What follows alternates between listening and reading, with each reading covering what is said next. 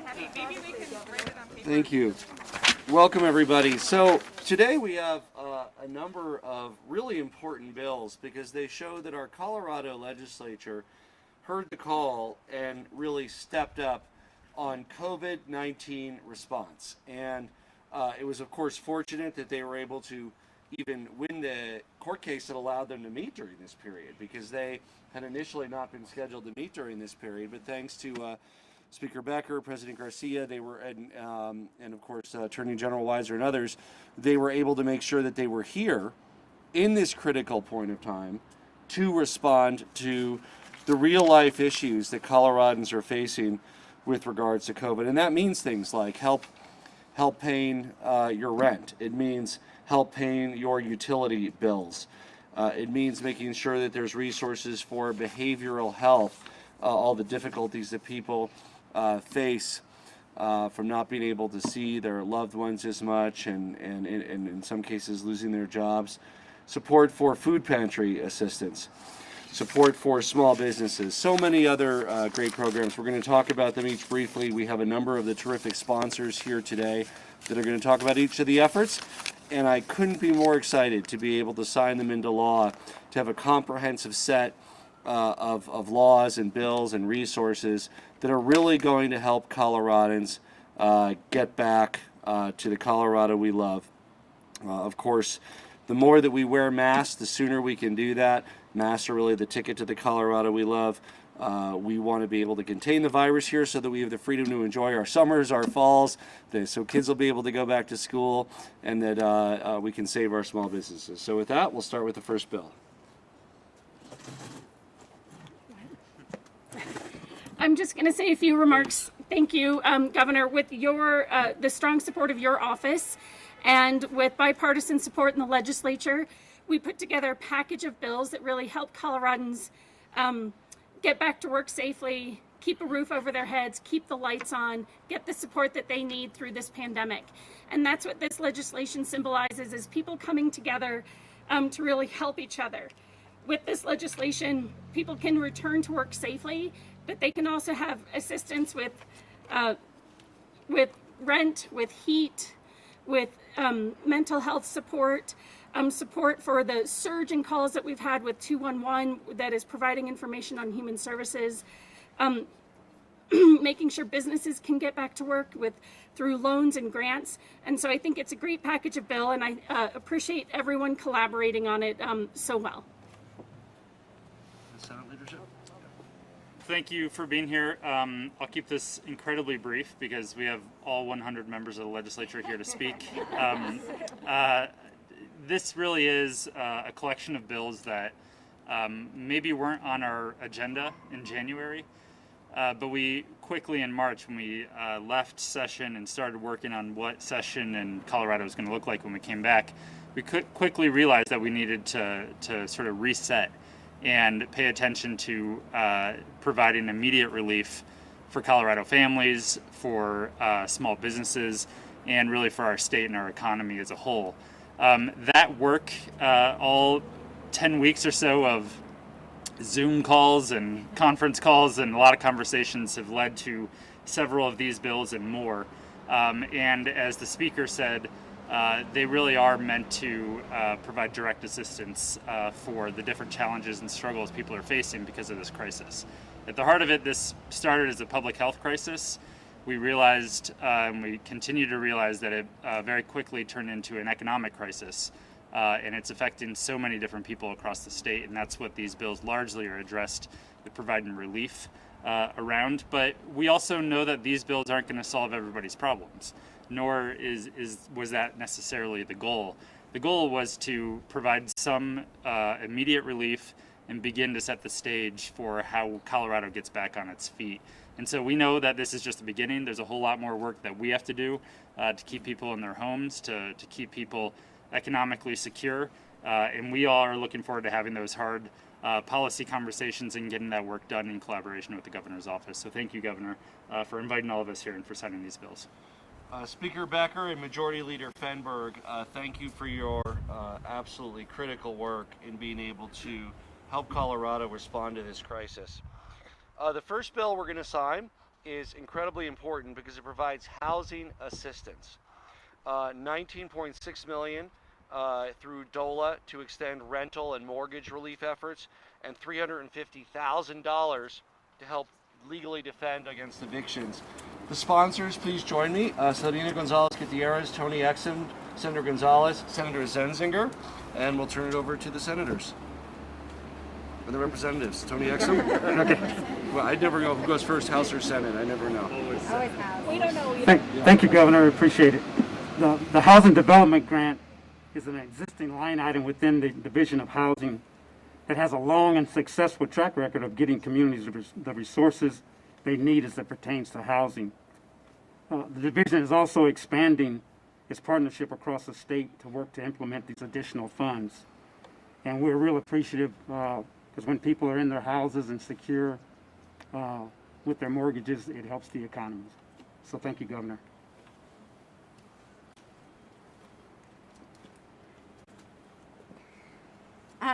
Thank you, Governor. My name is Serena Gonzalez Gutierrez. I represent House District 4, and I just want to thank you again and thank everyone that put in all the work to get this type of legislation passed for Coloradans that need to, fill in the gaps. There's around $20,000 that will be allocated through this piece of legislation. 20 million. Oh my goodness, I keep doing that. Everybody's like, wait a minute, that's not enough. $20 million. And of those funds will go towards rental assistance and mortgage assistance. And around $350,000 will go towards the eviction legal defense fund, which is crucial as we continue to face lots of concerns with people facing evictions, which is still a huge concern. And we do, hope that there are additional aids that can come towards for those people that are experiencing those kinds of issues, including, possibly extending things like eviction moratoriums. So, Governor, I thank you again, and I thank my co-prime sponsors.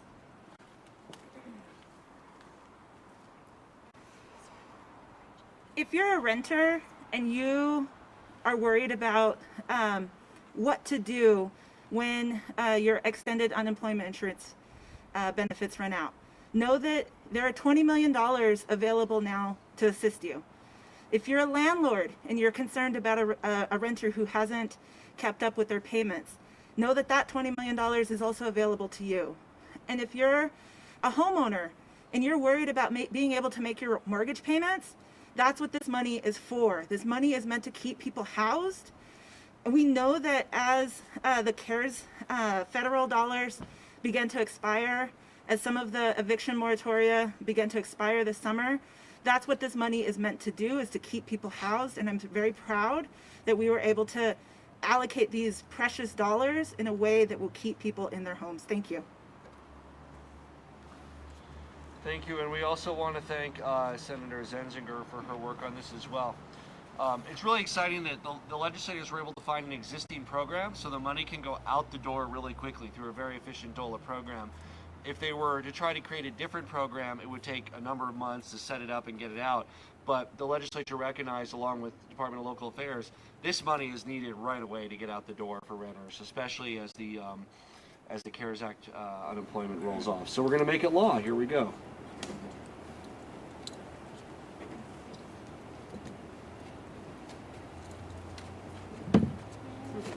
Go. One more place to sign.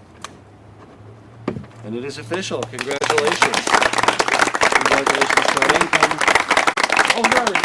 I'm sorry. I didn't see you. Rachel's about efficiency. I did get to thank you, Rachel. Rachel Zenzinger is with us, by the way. Absolutely. If we could be joined by Representative Kennedy, Representative Cutter, Senator Story, and Senator Zenzinger again.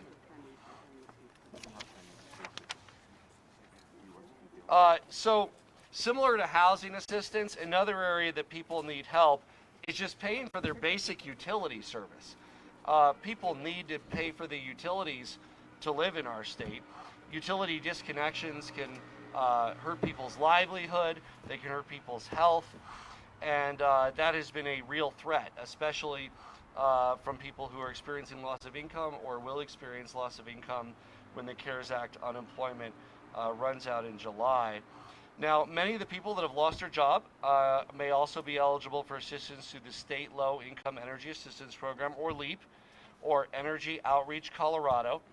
And in addition, there's this $4.8 million towards energy outreach that'll go to direct heating, cooling, electricity payments for folks. So with that, whichever of the sponsors would like to go first, Senator Story. Thank you so much, Governor, for having us all here this morning to sign these really important bills that are receiving CARES funding. And this one in particular, the $5 million going towards utility payments, is so important for those who have been financially impacted due to this pandemic, and will help people stay in their homes. So I'm delighted to be a sponsor on this bill. I'm Tammy Story, and I represent Senate District 16, and I just want to thank you again, Governor, for allowing us to be here to do this really important signing.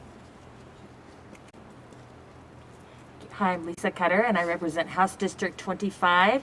And I, first of all, just want to say thank you to the governor and all my colleagues in both houses or both bodies for the all coming together to do some really important things for Coloradans when we needed to. They turned around really quickly, as you've heard, and I'm really happy to be part of that effort. This bill in particular addresses just a really basic need. We do some very complicated policy and work really hard on bills for months and weeks, and these things came together quickly because they're basic and they're important, and that's really what Colorado needed, and I'm so proud that I was able to be part of an effort that rose to the challenge to do this. People have been staying home per the governor's request, and therefore utility bills have been going up, so I'm just really happy to be here and be sponsoring this. Thank you, Governor. Okay, any other speakers on this one? Thank you to Representative Kennedy and Representative Cutter and Senator Story and Senator Zenziger for their work to help make sure that people have heating and electricity and cooling in their homes. It's extremely important.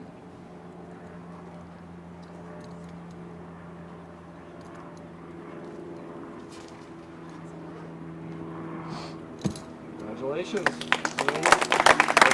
Thank you, Governor. Thank you, Representative and Senator, there you go. Representative Snyder and Representative Rich and Senator Bridges, if you could join us for the collaborative on the 211 bill. 211 Colorado, it's a very easy number to remember. It's 211. That's right. It's trained bilingual professionals who are available for text or live chat in person to guide people through the services and assistance that they need. It's incredibly important. Big uptake in participation. This bill gives them the resources they need to help be able to serve the people of Colorado in a convenient way. Which of our sponsors would like to speak to it first here? I guess I'll go first. Okay, Representative Rich. Thank you, Governor. I'm Janice Rich. I'm from House District 55, and that is the city of Grand Junction. So I've come a long way for this signing. The 211 call center, that is so important. One of the call centers is in Mesa County, where I'm from, and it has really served as a lifeline to Colorado and to all of the people that use that service. And when we first thought that this bill might not pass, and we, because it didn't happen right at the end, it happened at the beginning, and we thought, uh-oh. But we were able to get that funding, and I'm so proud that we're able to continue this service. So thank you.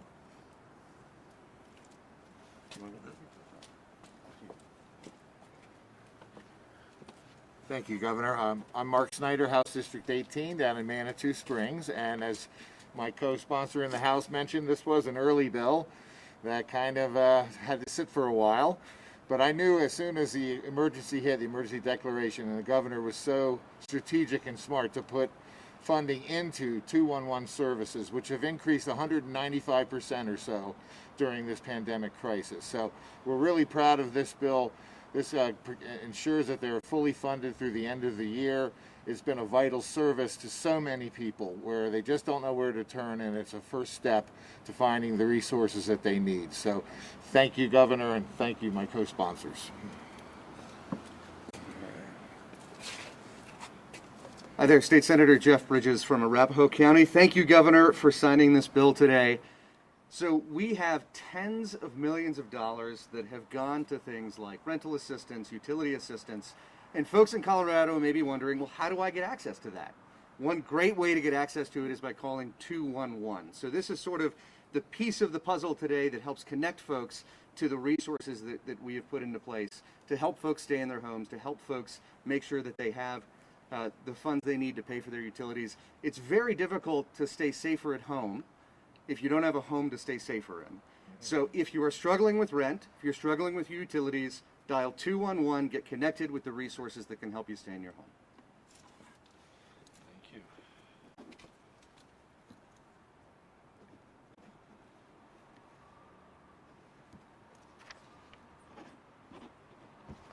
Congratulations. Thank you. Congratulations. There you go. Congratulations. So we have Representative Kraft Tharp, Michelson Janae, and Senator Pedersen and Fields. This is for the behavioral health effort, which is an allocation of CARES Act funding, $15.2 million, to really help Coloradans deal with all of the issues that are happening from a behavioral and psychological perspective. It's not just a public health emergency. It's not just an economic emergency. This is also a behavioral health emergency, and Colorado will be in a stronger place to help people that are going through difficult times because of this work. Thank you. Representative Kraft Tharp. Thank you. I'm Tracy Kraft from House District 29. And my friend Amanda Kane, who's a peer specialist in the behavioral health organization, posted on Facebook, and I think she says this best. Working in mental health during COVID times is completely exhausting. I know that even when COVID goes away, we will feel the mental health consequences of COVID probably for years to come. I'm very excited and hopeful for this bill because we desperately need it. Thank you, Amanda. Good morning. I am State Representative Daphna Michelson Janae from Adams County, and I too am very honored to be on this bill today. Behavioral health is sometimes split into mental health and substance use disorder treatment, but they're all one and the same. And it is very often that we try to actually argue for each other's money because there is so little of it. So I just want to point out that it's amazing that we have this bill today and that we have finally brought substance use disorder treatment and mental health treatment into one bill that is truly a behavioral health care package.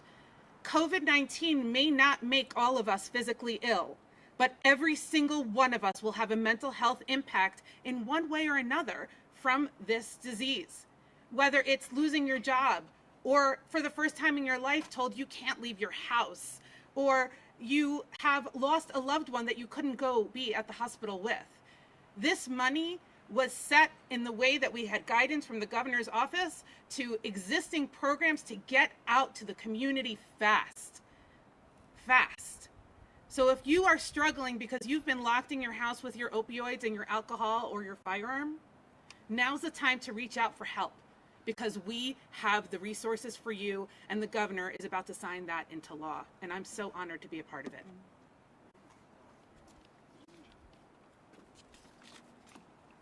Good morning. I'm State Senator Rhonda Fields, representing Senate District 29 in Arapahoe County in Aurora. First of all, I want to thank my colleagues who are standing behind me, and for the governor for not leaving people in the shadows because of this COVID-19 virus. This is a response to your pain, to the challenges that you face as it relates to housing, utility bills, health care. We're here to provide that kind of support. This bill that we're about ready to sign by the governor address behavioral and social behavioral health issues. I'm concerned about our children who have been not in school, and they're going to be returning back to school soon. So we need to be prepared for some of the challenges that they may face. That could be anxiety, that could be depression, that could be addiction, that could be suicide, that could be eating disorders. Who knows what kind of social and emotional mental health issues that our kids and our adults are dealing with. This is $15.2 million to get real resources in the hands of those who are struggling with behavioral health issues. So thank you, Governor, and my colleagues for not leaving people in the shadow as they deal with these complex issues as it relates to behavioral health.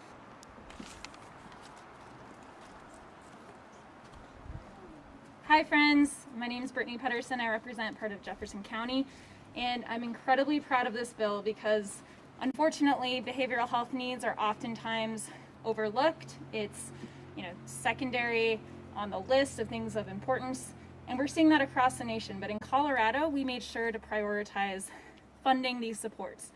We know that we were already dealing with an opioid epidemic, the #1 cause of death for people under 50. That's probably not going to change even with COVID. And unfortunately, it's made it worse. So what these dollars are going to do is help support our already struggling system to meet the needs in Colorado. We've seen with early data, it suggests that there's been a 50% increase in overdose deaths, and we've seen an increase in suicides. So this is a response to the people that are oftentimes left behind, as Senator Field said, and overlooked. So really want to thank our colleagues, our leadership in both chambers for prioritizing these dollars. It's incredibly an honor to carry this bill, and thank you. And just a point, this bill is funded with CARES Act money, which means it doesn't align with the normal 1-year fiscal year of the state. This is money for this calendar year, basically. So it will be used by December, which is one of the areas that the CARES Act is focused in. So it'll provide immediate help and relief. Also, there will be Coloradans, and there are Coloradans, who it's more important than ever before that they stay at home. And that's people, if you've been contacted because you've been exposed to the virus, you then have an isolation period of 14 days. And we do that, and we make sure that we honor that so that we don't have to have community-wide stay-at-home situations. So it's very important that if a contact tracer reaches out to you, notifies you that you've been exposed to somebody who has the virus, that you isolate yourself, that you get tested, and that's the way that we can avoid these very difficult, from a behavioral health and psychological perspective, community-wide need to stay at home.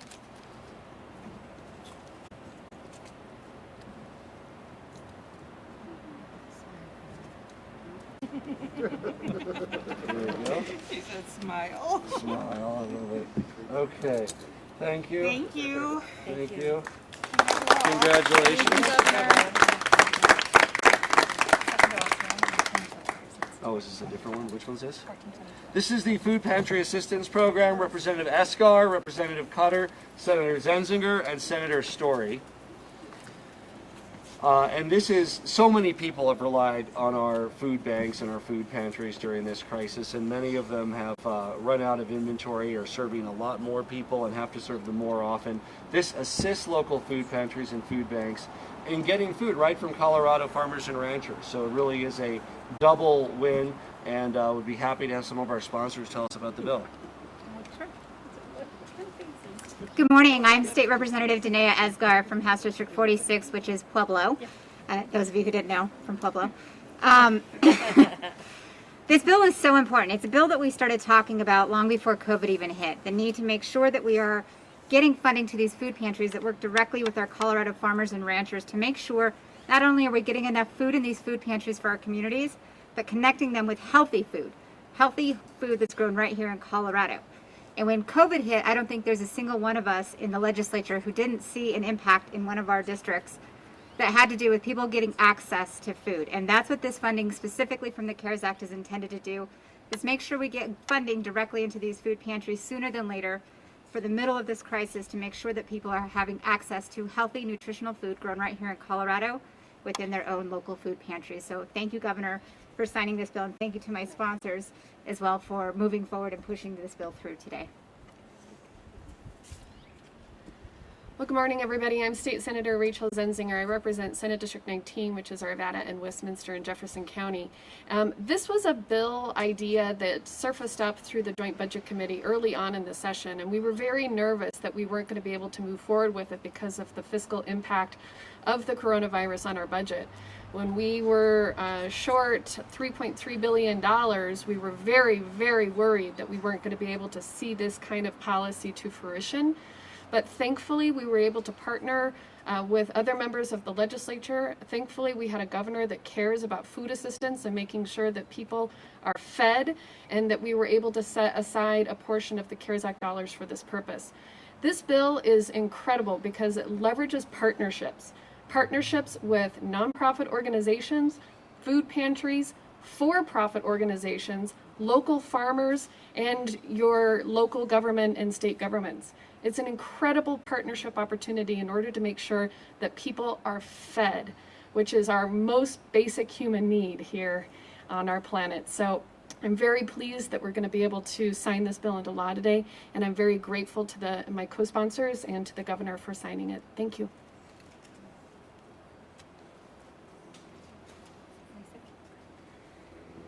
Thank you. I just want to say that our food banks are doing a fabulous job, and our local food pantries are doing a really good job of trying to keep up with the demand, and they need help. And so I'm just really pleased. I want to give a shout out to them, and really pleased that we're able to provide the additional assistance that they need, and to my co-sponsors for working so hard to make sure this happened. No one should ever go to bed hungry, and when basic needs like this are met, then we can move on with the business of getting back to life and getting our economy turning again. So thank you again.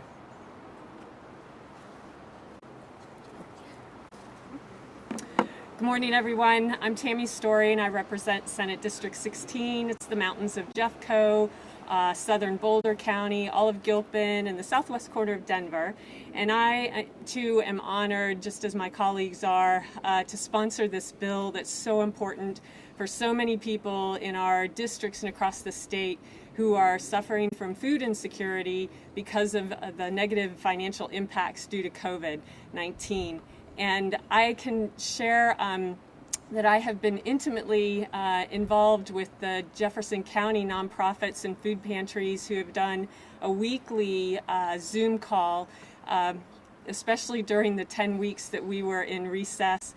And their needs are 3 to 6 times the number of participants and people seeking food assistance at this time compared to what used to be somewhat normal. So this additional funding and access to additional food from across the state of Colorado is really going to help those folks across our state. And I'm delighted to be a part of this bill, and want to thank all of our colleagues in both chambers for supporting it, and for the governor's signing of it today. Thank you.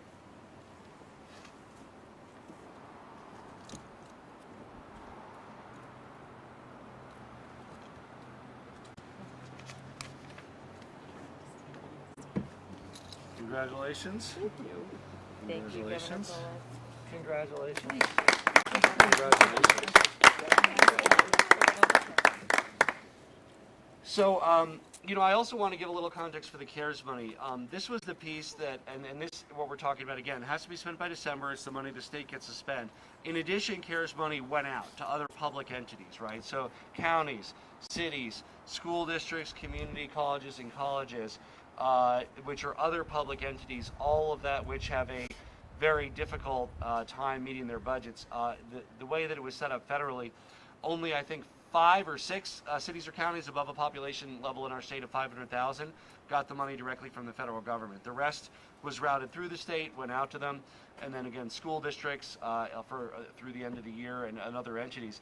This is an incredibly important piece here that Speaker Becker and Senator Hansen worked very, very hard on. This is the CARE Subfund. It's $70 million of federal CARES Act funds, and it's really extremely important for the ongoing response to COVID, and we'll turn it over to Senator Hansen and Speaker Becker. All right, thank you very much, Governor. Chris Hansen, represents Senate District 31 in Southeast Denver. The governor's exactly right. This was a very important piece of legislation that we put in place to make sure that that money was being spent efficiently and went to the people who needed it most. In this case, we directed any of the excess funds to help support the Unemployment Insurance Trust Fund. As we know, unemployment claims climbed very quickly new records, in fact, not records we should be happy about, but because of the crisis, unemployment was a critical piece of the safety net in the state of Colorado. And so this additional money will help support that program, make sure we get back to solvency more quickly, make sure people get the benefits that they need, and that ultimately supports people being able to get through this crisis and get back on their feet quickly. So thank you, Governor, for making this law today. And I think it's important in signing these, we also thank our federal delegation and we thank the United States Congress, because without their work, we wouldn't have been able to have done what we did here today. The cuts would have been more devastating. The additional support in these areas simply would not have been something the legislature could have even contemplated without our federal delegation. Almost all of them, Republicans and Democrats, with only one exception, all supporting this important work. And I think we all owe a debt of gratitude for our federal government for stepping up at a time when we know that not just Colorado, but every state in the United States needs it. And I'd like to renew my call on United States Congress. I'm sure I'm joined by many members of the legislature, if not all, on passing another assistance bill that will support the critical work on the front lines of states. The House passed a bill called the HEROES Act. It'll be in negotiations with the Senate for some kind of assistance on COVID response. And I know that just as we're showing that Colorado has managed the first round efficiently, effectively, in a bipartisan way, we can be confident that when there's another round, I'll be optimistic, when there is another round of support, Colorado will once again rise to the occasion and be able to make sure that those resources reach those who need them the most and really help us recover in a robust way from the COVID crisis.